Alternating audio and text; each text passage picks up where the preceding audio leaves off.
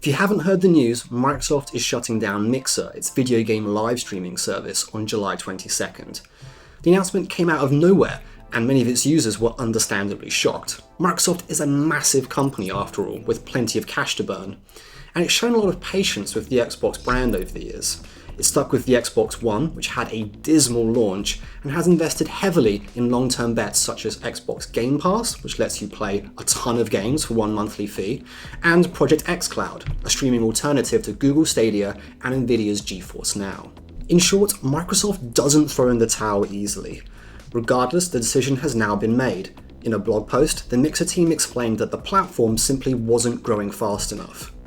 It became clear that the time needed to grow our own live streaming community was out of measure with the vision and experiences that Microsoft and Xbox want to deliver for gamers now. So what does that mean for the industry and video game live streaming as a whole?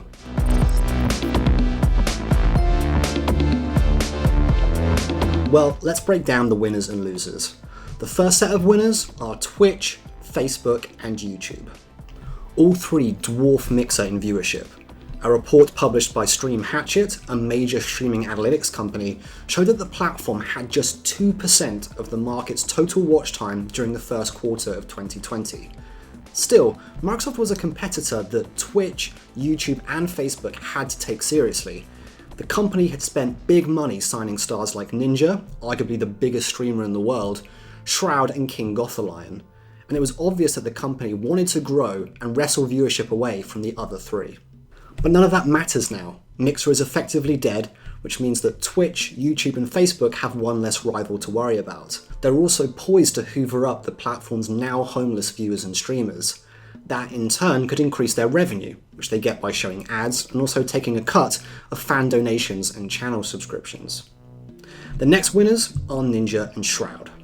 We don't know how much their Mixer contracts were worth. Some believe that Ninja made roughly $30 million, while others put it as high as $50 million. But it doesn't really matter, not for the purposes of this video anyway. All you need to know is that both streamers were given a lot of money to leave Twitch and stream on a smaller platform instead. Now, Ninja and Shroud's viewership took a big hit on Mixer, but the money they made was life-changing, and everyone knew that their contracts didn't last forever. Once they expired, there was nothing to stop either of them from shopping around and switching platforms again. But here's the thing, the chance to switch again is no longer years in the future, it's right now. And oh boy, do they have some options. In its blog post announcing the closure, Microsoft said it was collaborating with Facebook Gaming. So if you were a streamer with partner status on Mixer, you would get partner status on Facebook Gaming. And if you were able to monetize your streams on Mixer, you would be eligible for the equivalent program on Facebook.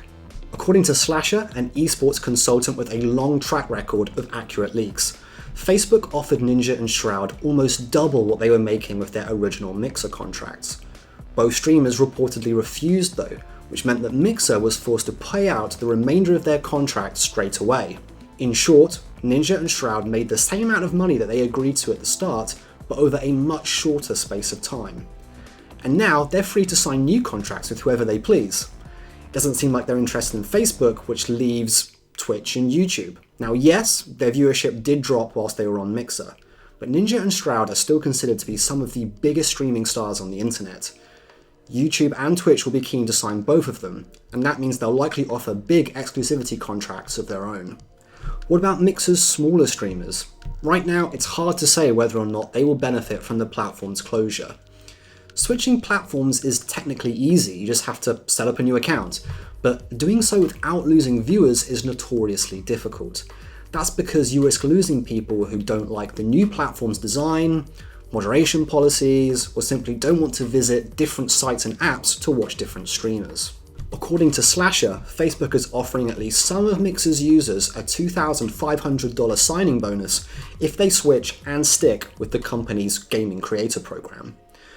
That could be a lot of money for a smaller streamer, and help tide them over whilst they try to rebuild an audience that will be large and generous enough to support them with donations and channel subscriptions.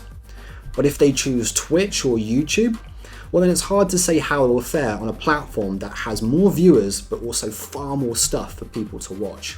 And finally, there's Microsoft. The company acquired Beam, the startup and platform that would eventually become Mixer, in 2016. It spent 4 years developing and nurturing that platform into something which, whilst not the market leader, was at least part of the conversation.